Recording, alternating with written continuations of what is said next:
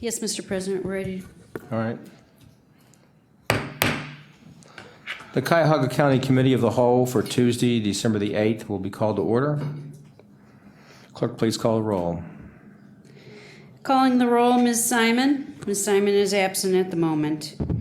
Mr. Greenspan? Here. Mr. Miller? Here. Mr. Germana? Here. Mr. Gallagher? Mr. Gallagher is absent at the moment. Mr. Schron? Mr. Schron is absent for the meeting today. Ms. Conwell? Here. Mr. Jones? Mr. Jones is absent at the moment. Ms. Brown? Ms. Brown is absent at the moment. Mr. Hairston? Here. And Council President Brady. Here. You Thank do have you. a quorum. All righty. Any public comment? First of all, I'd like to have a motion to excuse Councilman Schron from the meeting. Moved and seconded. All those in favor say aye. Aye. Any ayes? Nays? Ayes have it. Councilman Schron is excused. Any public comment related to the agenda? No, Mr. President. Any miscellaneous business? Yes. The purpose of the meeting today is for our mandatory annual ethics training in accordance with Section 407.04 of the Cuyahoga County Code. And I understand Kathy Jackson, welcome Kathy, will be conducting the training today. Yes, thank you. The video is approximately 20 minutes. Once the video is completed, then you all will sign your forms acknowledging that you have fulfilled your requirements for this year. All right, I'll go ahead and get it started. At this time, I'd like the record to reflect that Councilman Gallagher is in attendance. At the end of today's presentation, you will be given an opportunity to sign an attendance statement electronically. This will fulfill your annual ethics training obligation. At the end of the presentation, you can re-review the presentation by using the back arrow. Just make sure to return to the end of the presentation to sign your electronic attendance statement. The law under Cuyahoga County Code was passed by County Council and signed by County Executive Ed Fitzgerald in 2011 and has been amended since. The ethics law has three main purposes. First, to set minimum standards of ethical conduct for all of us. Second, to provide a process to disclose unethical practices. And third, to establish penalties for those who violate the ethics law. The law under Cuyahoga County Code requires that all employees, volunteers, lobbyists, and contractors undergo annual ethics training. Participants are also required to sign a statement acknowledging that they have undergone training and that they have read, understood, and agreed to the information in the ethics law. Again, you will be signing this acknowledgement electronically at the end of today's presentation. The county ethics law has two main components. First, it includes ethics laws that are contained in the Ohio Revised Code, or ORC. The ORC is the Ohio state law. The second component of the county ethics law is county provisions that are not in the state law, but is consistent with the Ohio Revised Code. These provisions contain additional restrictions that are unique to Cuyahoga County. The Ohio Revised Code prohibits the misuse of confidential information. This means that no one may disclose any information that has been designated as confidential. It does not matter whether the information is digital or on paper. Also in the state law is the prohibition against securing anything of value. This means that employees cannot use their influence to receive anything of value or even an offer of anything of value if that item could create a substantial or improper influence upon that employee. The key question is, could this create an improper influence on the decisions an employee is making? A vendor providing a promotional item to promote their product, like a pin or a keychain, most likely could provide a substantial or improper influence. But remember, it is always better to be safe than sorry. According to the Ohio Revised Code, those convicted of the misuse of confidential information or securing anything of value or the offer of anything of value are subject to all penalties and fines for violation of a first-degree misdemeanor. Soliciting or accepting improper compensation or gratuities for regular duties is also prohibited by the Ohio Revised Code. This means that it is illegal for an employee to request or accept compensation other than his or her county paycheck and county benefits to perform duties. In addition, the ORC makes it illegal for anyone to promise or give an employee compensation to perform his or her regular duties or to supplement an employee's compensation. The Ohio Revised Code also states that employees cannot solicit or accept gratuities for employment favors. This means employees cannot request or accept anything of value to hire or appoint a person to employment, to influence pay raises, duties, job placement, location, or promotion. Anyone convicted of soliciting or accepting improper compensation or gratuities for regular duties or employment favors is guilty of a first-degree misdemeanor, subject to penalties and fines, and disqualified from holding public employment anywhere in the state of Ohio for 7 years. The Ohio Revised Code also specifies political activity that is prohibited for some employees. Classified employees cannot solicit or receive contributions for political parties or candidates, be an officer in a political organization, or take part in politics other than by voting or expressing opinions. Classified employees also cannot make contributions to campaigns or office holders of the candidates for whom they work.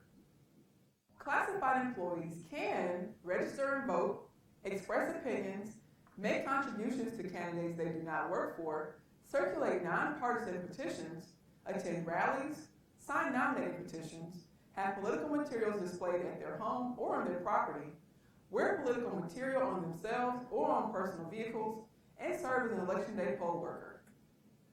However, classified employees cannot run for a partisan political office, circulate nominating petitions for a partisan candidate, be an officer in a partisan political group, or solicit any contribution for a political party or candidate. Classified employees also cannot sell political party tickets, take part in partisan political activities at the polls, or participate in a political action committee that supports a political party or partisan activity. Classified employees who participate in any of the prohibited political activities mentioned may be subject to termination from their county position. As mentioned earlier, some parts of the county ethics law are more restrictive than the Ohio Revised Code. One example of this is the employment of relatives.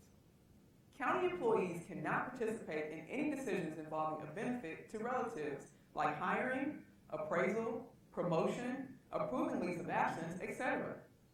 Employees cannot take any part in the hiring process if a full family member is an applicant for the position. Also, individuals can't accept employment in a department in which a full family member has supervisory authority. If an employee becomes related to a supervisor in the same department, that employee will be transferred. Remember, being related to an employee will not bar a job applicant from being hired unless the hiring authority is a full family member of the applicant.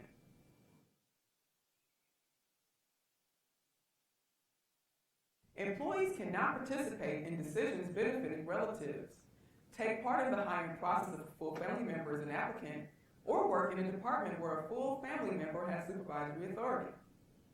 But who is in your full family? According to the county ethics law, your full family includes your spouse, household member, children, grandchildren, siblings, parents, grandparents, all in-laws including grandparents-in-law, nieces, nephews, aunts, uncles, or first cousins. Full family also includes those for whom you provide half of their support, anyone who provides more than half of your support, or anyone claimed by you or your spouse as a dependent on your federal tax form. The law under the Cuyahoga County Code also prohibits the misuse of county resources. This means no employee shall use or permit the private use of county resources like vehicles, equipment, supplies, copiers, printers, telephones, mailing, or electronic communication. Also prohibited under the county ethics law is the misuse of official position. Misuse of official position includes representing your opinion as the official position of the county, or withholding a document that is considered a public record. Supervisors are prohibited from requiring that employees perform personal tasks that do not further the county's interests, perform work outside of the course of normal employment, or purchase goods and services for personal purposes. Some other examples of the misuse of official position include accepting county monies to attend a conference, then not attending the conference and not refunding those monies back to the county. Representing your opinion as the official position of the county, withholding a document that is considered a public record. In addition to the Ohio Revised Code and the law under the County Code, certain conduct is prohibited by the Federal Civil Rights Act of 1964 and other laws. This includes favoring or discriminating against anyone because of their race, religion, age, ethnicity, gender, sexual orientation, disability, or political affiliation. Also, no employee may harass or make unwelcome advances that interfere with job performance, create a hostile work environment, or attempt to make a person's submission or rejection of advances a condition of their employment status.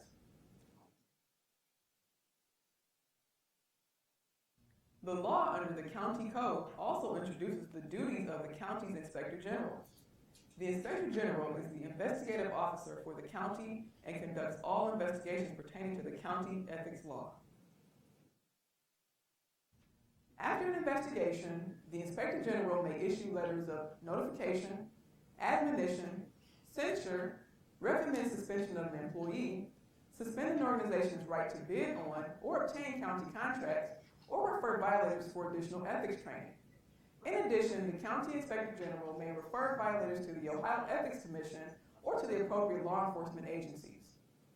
Under Ohio Revised Code, a whistleblower is defined as a person who reports possible crimes or violations.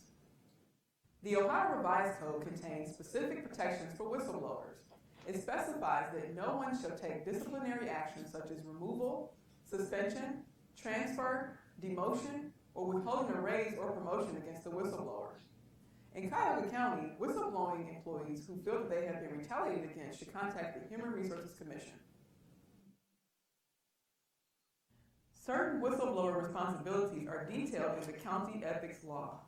For instance, employees may file a report with their supervisor, or if they believe the violation is criminal, to the prosecuting attorney.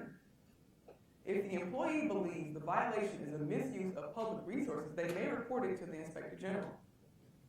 Employees are required to report any violations of the ethics law to the Inspector General within 5 business days of becoming aware of the violation. Any employee who has a conflict of interest shall report the conflict to both their supervisor and the Inspector General. The Ohio Revised Code also specifies a penalty for those employees who file false or frivolous complaints. Those who purposely, knowingly, or recklessly report false information are subject to suspension or termination. Under the county ethics law, employees are required to cooperate fully with any investigation by the Inspector General, the Department of Human Resources, or the Personnel Review Commission. Cooperation includes producing any information requested by the investigating agency, unless that information is not subject to disclosure. The law under Cuyahoga County Code also states that employees shall not engage in secondary employment that is incompatible with their county duties. Prior to accepting any secondary employment, an employee must complete a secondary employment disclosure form and submit it to both Human Resources and the Inspector General for advice. A secondary employment form must also be completed if an employee has any fiduciary, meaning legal or ethical relationship of trust, or pecuniary, meaning financial, relationship with an agency funded by the county. This obligation is not limited to a financial relationship only. Also, a secondary form must be submitted if secondary employment duties change at any time. Secondary employment forms are available on MyHR. If the Inspector General rules that an employee's secondary employment is in conflict with the employee's county duties, the employee will either terminate that secondary employment or face dismissal from the county. For additional information about the ethics requirement under the Cuyahoga County Code, it can be reviewed online at the Cuyahoga County Inspector General's website. Other human resources questions should be addressed to your human resources representative or by email at humanresources@cuyahogacounty.us. Congratulations! You have now completed your annual ethics requirement. Should you wish to review any of the slides in this presentation, do so now by using the back arrow. One reminder, all county executive employees have completed a nepotism statement and conflict of interest form in the past. If the information listed has changed, you must update this form. Forms are available on MyHR, and once completed can be sent to the Inspector General. By clicking the screen as direct. All right, that's the end of the video. Are there any questions? No?